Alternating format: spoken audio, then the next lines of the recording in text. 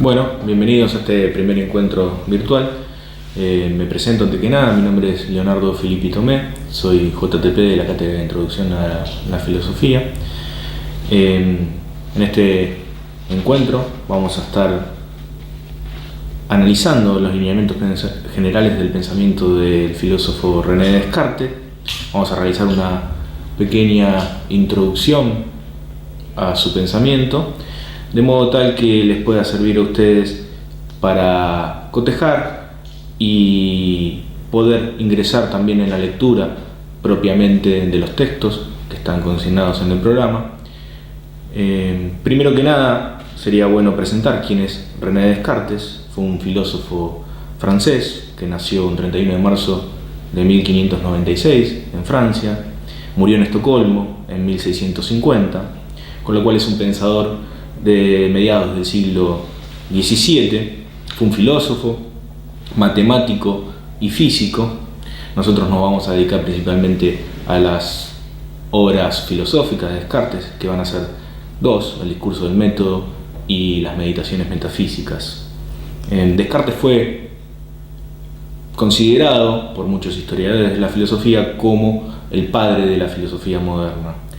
Si bien en realidad la modernidad, podríamos decir, comienza bastante tiempo antes, por lo menos un siglo y medio antes, con determinados eventos o acontecimientos de los cuales no vamos a profundizar nosotros aquí, que quizás no es el momento indicado para ello, sí es bueno tener presente por lo menos algunos puntos claves en ese sentido.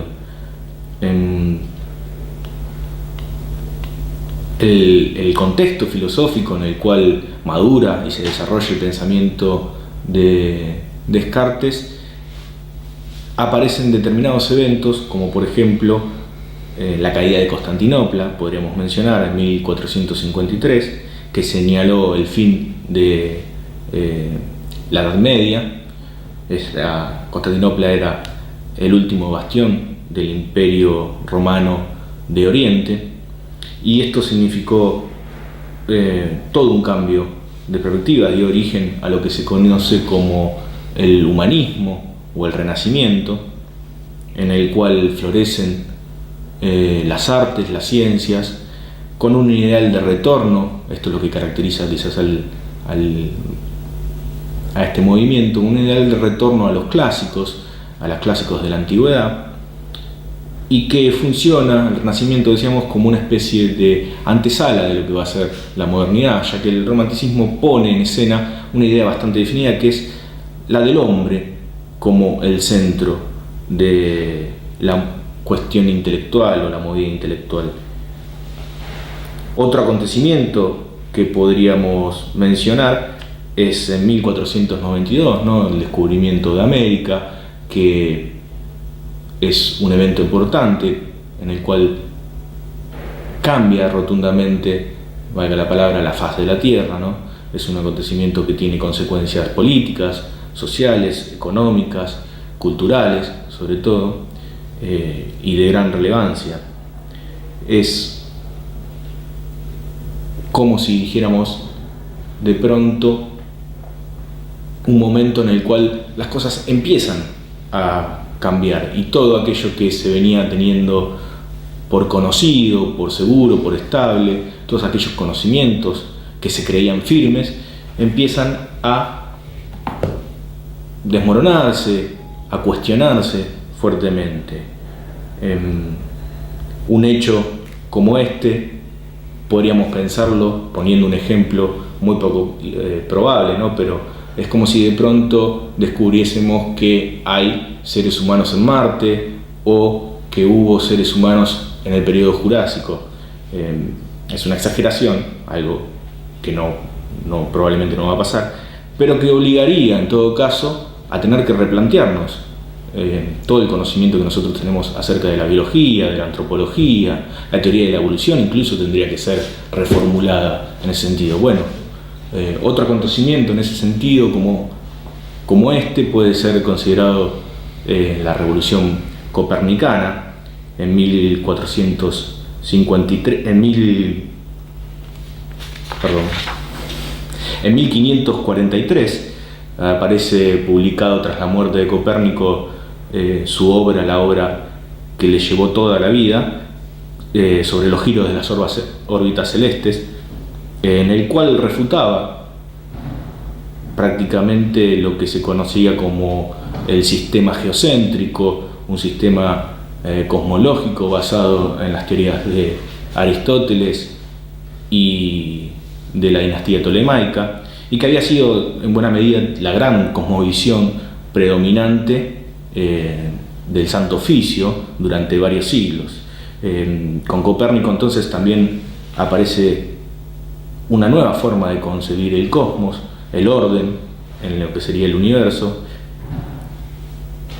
y es otro acontecimiento que podríamos sumar, o evento histórico de gran relevancia, que lo que hace es cuestionar también nuevamente mucho del conocimiento hasta entonces establecido. Lo mismo sucede, por ejemplo, con la invención de la imprenta o con la Reforma Luterana de 1517. En fin, varios de estos acontecimientos históricos, por cierto, que son de suma relevancia y que hay que tener en cuenta cuando uno piensa también en la filosofía de Descartes, porque podríamos decir que la filosofía de Descartes hay que leerla también en su contexto y a la luz de estos acontecimientos. La metáfora a la cual va a recurrir Descartes en sus obras, principalmente en el discurso del método, es la idea esta de que el conocimiento, en última instancia, es como un gran edificio, un gran edificio antiguo, por cierto, que hemos erigido sobre la base de fundamentos muy poco firmes o muy poco estables.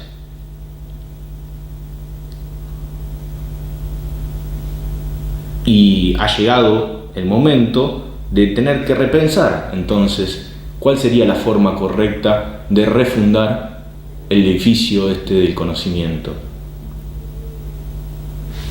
En ese sentido voy a citar una pequeña frase del discurso del método, donde Descartes dice: se me ocurrió considerar que muchas veces no hay tanta perfección en las obras compuestas de muchas partes y hechas por manos de tan diversos artífices como en aquellas que han trabajado uno solo.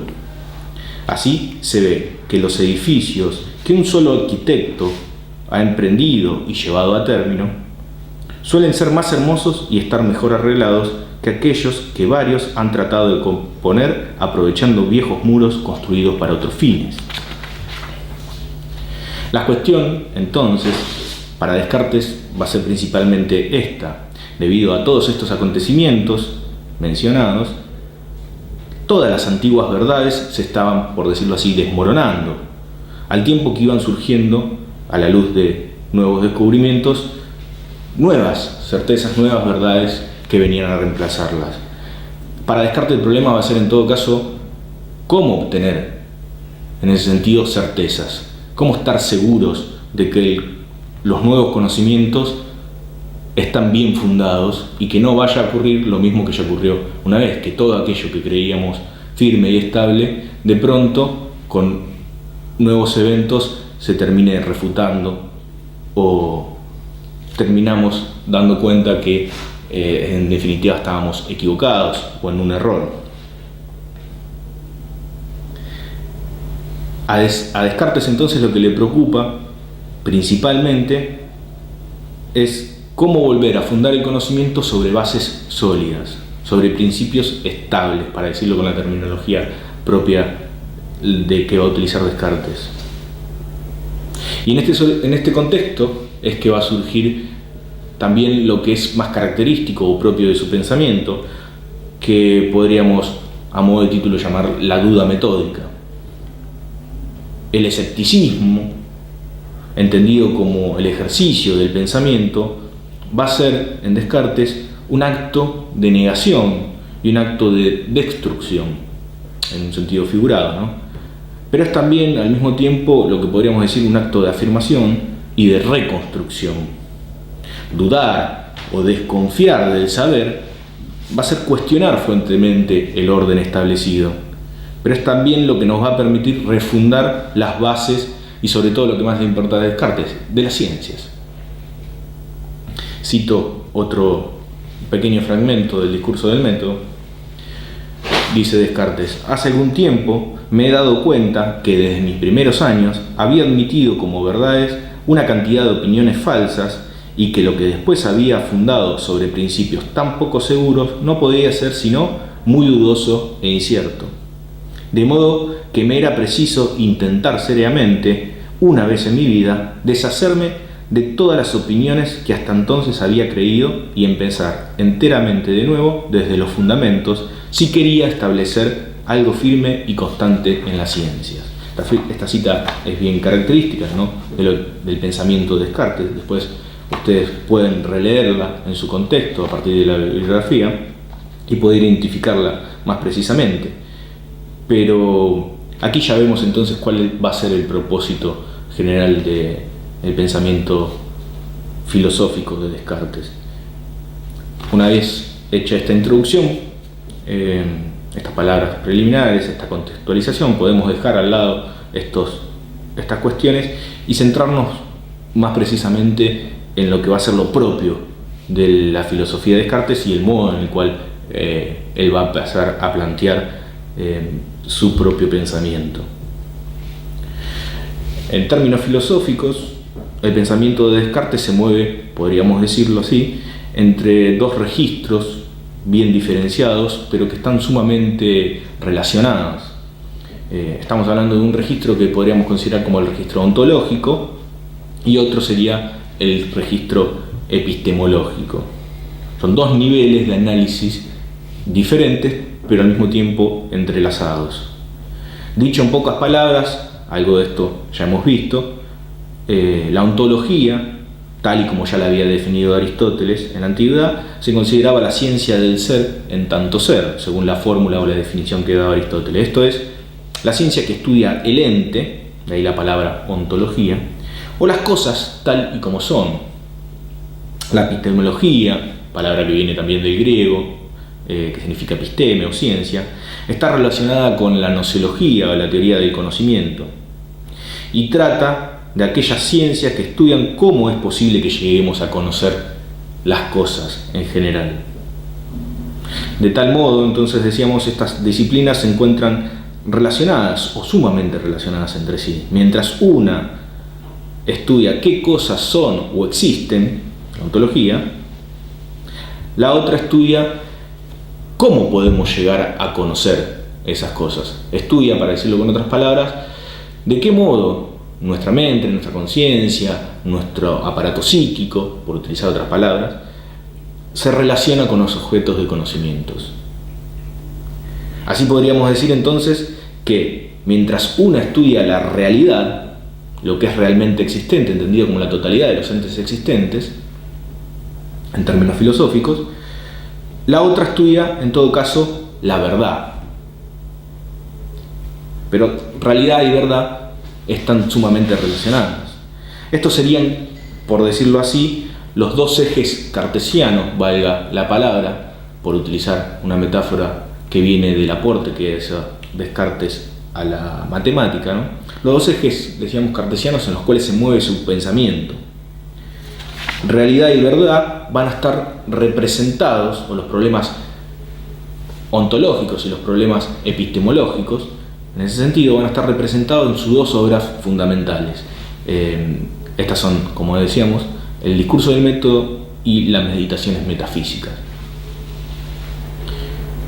Teniendo en cuenta esto, entonces, podemos hacer el intento de resumir un poco lo principal o los lineamientos más generales del pensamiento metódico de Descartes. La obra tiene una pequeña dificultad, o, para decirlo de este modo, tiene la apariencia de ser un discurso autobiográfico de muy poca holgura o espesor filosófico, pero en realidad hay que leerlo y pensarlo como un tratado del método, o mejor dicho, como un tratado de epistemología. Incluso más, podríamos decir, como un original tratado de epistemología, porque hasta entonces no había tratados como este. Hay ciertamente, uno si comienza a leer más en detalles alguna bibliografía complementaria, puede encontrar la referencia quizás más cercana a Francis Bacon, que también reflexionó sobre cuestiones en torno al método. Pero el planteamiento de Descartes va a ser mucho más original. El título de la obra, el título completo de la obra, que nosotros llamamos sintéticamente Discurso del Método, es en realidad Discurso del Método para conducir bien la razón y buscar la verdad en las ciencias. Podemos mencionar algunas cosas solo ya a partir de este mismo título. Reitero, Discurso del Método para conducir bien la razón y buscar la verdad en la ciencia. Vemos que aquí aparecen tres conceptos ya fundamentales, propios de la terminología filosófica, y que van a ser conceptos técnicos en el vocabulario cartesiano, que son verdad, razón y método. Es importante remarcar estas cuestiones. La primera, como decimos, es el objeto de estudio de las filosofías y de las ciencias en general, ¿no? Se trata nada más y nada menos que de la verdad, algo que en la filosofía tiene una larga trayectoria ya. Lo segundo también es la razón. El concepto de razón en filosofía es fundamental. Pero Descartes agrega algo, ¿no? Dice, para encontrar dicha verdad es necesario, según se lee en el título, conducir bien la razón. Y acá está quizás lo más novedoso, lo propiamente moderno del pensamiento de Descartes y lo que lo diferencia del pensamiento clásico o del pensamiento antiguo. Y esta novedad es que alcanzar o no dicha verdad depende en última instancia, va a pensar Descartes, de cuán acertada o desacertada sea la forma en la cual nosotros conducimos nuestro pensamiento. De hecho, la palabra método, que viene también del griego, significa algo así como un estar encaminados, un estar en el camino, con lo cual el método es ese camino que nos va a permitir alcanzar al final un determinado objetivo. Bueno, el objetivo acá ya lo vimos, es la verdad. La verdad nada más y nada menos que en las ciencias. Por ello, lo más relevante en este sentido y la novedad en cuanto a lo que hace su discurso del método es que el método resulta ser un elemento necesario e imprescindible que tiene que ser lo más riguroso posible para alcanzar este último objetivo, que va a ser conquistar definitivamente nada más y nada menos que la verdad en las ciencias. Todos los esfuerzos filosóficos de Descartes van a estar en esta obra enfocados principalmente a elaborar dicho método. Voy a citar también otro pequeño fragmento del discurso del método donde esto queda graficado. La diversidad de nuestras opiniones, señala Descartes en el discurso del método, no proviene de que unos sean más razonables que otros, sino únicamente de que conducimos nuestros pensamientos por caminos diferentes y no consideramos las mismas cosas. Pues no es suficiente tener un espíritu bueno, un buen ingenio, podríamos decir, sino que lo principal es aplicarlo bien. Acá se ve esta idea entonces de que el método tiene que ser el modo correcto de conducir nuestro entendimiento, nuestra razón, nuestra inteligencia. Descartes se refiere de diferentes maneras a esta facultad, englobada en líneas generales sobre la razón, a veces la llama incluso luz natural, que es precisamente aquello que nos va a diferenciar del resto de los seres vivos, ¿no? La capacidad de entendimiento, la capacidad de razonar. Y Descartes lo que está, y esto es lo importante, lo vuelvo a señalar para que quede claro, lo que está proponiendo, lo novedoso de su método es que va a ser una forma procedimental en la cual nos garantiza poder utilizar y conducir bien nuestro pensamiento, nuestra razón. Lo propio, lo significativo de este método se puede reducir en unas cuantas reglas, ustedes las van a encontrar ahí en el discurso del método, y que Descartes va a elaborar a partir de todos los conocimientos, o el examen de todos los conocimientos propios de su época. Descartes va a pasar revista en el discurso del método a todas las disciplinas conocidas y por él estudiadas en su etapa de formación, y va a enumerar sus ventajas y sus desventajas. Lo que está buscando es precisamente elaborar este método. Va a hablar de la literatura, de la poesía, de las fábulas, va a hablar de la teología, de la filosofía, de la retórica, de la elocuencia, del derecho, de la jurisprudencia, de la lógica y de la matemática. Incluso Descartes habla de la alquimia y de la nigromancia, todos saberes por entonces, los saberes por entonces conocidos. La física en cuanto tal todavía no existía, era solo considerada una subparte de la filosofía, o la filosofía naturalis, como se llamaba por aquel entonces, que es la filosofía de la naturaleza. Recién estaba surgiendo, como mencionamos al principio, con Galileo, con Copérnico, etc., lo que hoy propiamente llamamos o denominamos física. En ninguna de estas disciplinas se encuentra la verdad, que es lo que va a estar buscando en última instancia Descartes, o hacia donde quiere llegar Descartes.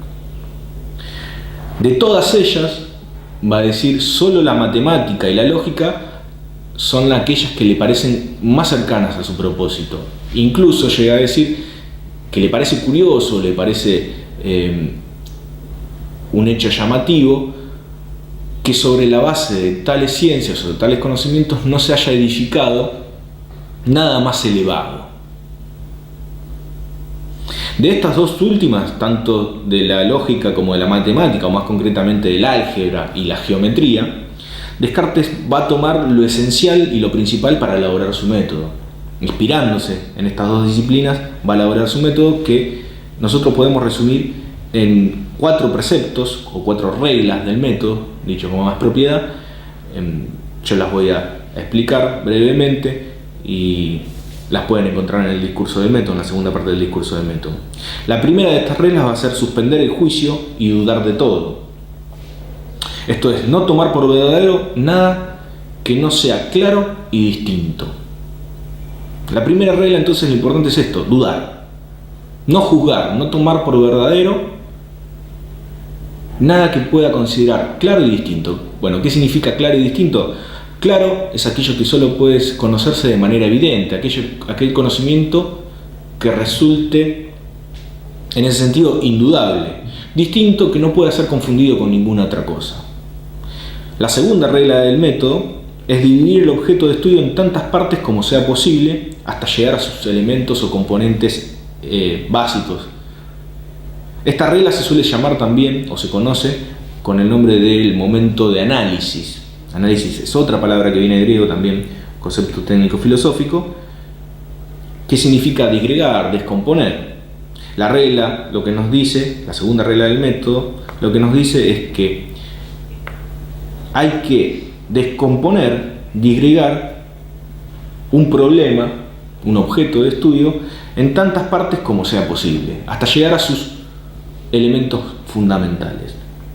De este modo se va a ir distinguiendo y clarificando entonces la cuestión que queremos estudiar o examinar.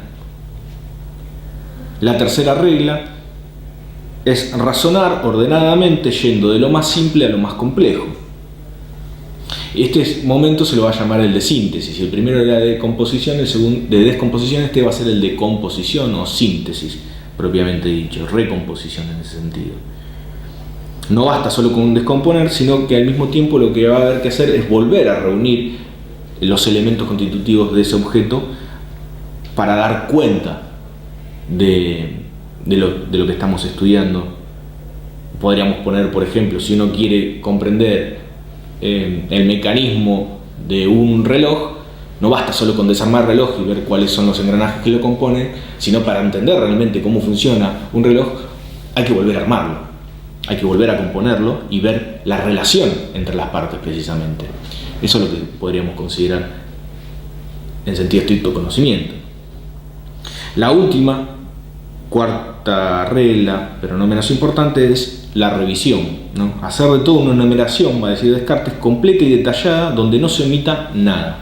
Esta regla, tiene por lo menos dos funciones bastante claras. Por un lado es recapitular todo el procedimiento realizado, asegurarse de no haberse olvidado nada relevante, y por otro documentar y llevar un registro acerca del estudio y de sus resultados. Y esto es sin duda fundamental en cualquier método de investigación o cualquier método que nosotros hoy podríamos considerar científico. Lo interesante es que el método de Descartes, pese a todas las mutaciones y las transformaciones que han sufrido a través del tiempo, va a ser lo que dé origen al método científico tal y como lo conocemos en la actualidad. Por supuesto que existen distintas disciplinas y cada disciplina va a tener su propio método, o va a tener un método más abordado a las especificidades de cada una de ellas.